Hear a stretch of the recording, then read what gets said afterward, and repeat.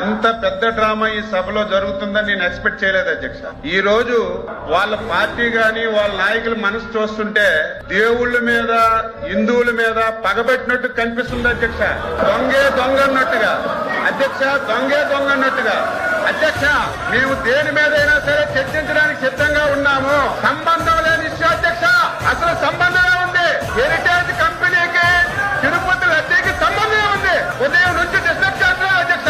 ఒక ఆధారం హెరిటేజ్ కి ఈ లడ్డూలో సంబంధం ఉందని ఒక ఆధారం చెప్పండి అధ్యక్ష. 10 రోజులు చర్చిద్దాం. సంబంధం లేని ఇష్యూని ఏ మాత్రం ఆధారం లేకుండా కావాలని చెప్పి ఒక రెప్యుటేషన్ ఉన్నటువంటి కంపెనీని ఈ శాసనసభలో తీసుకొచ్చి ఇంత రాద్ధాంతం చేస్తున్నారు అధ్యక్ష.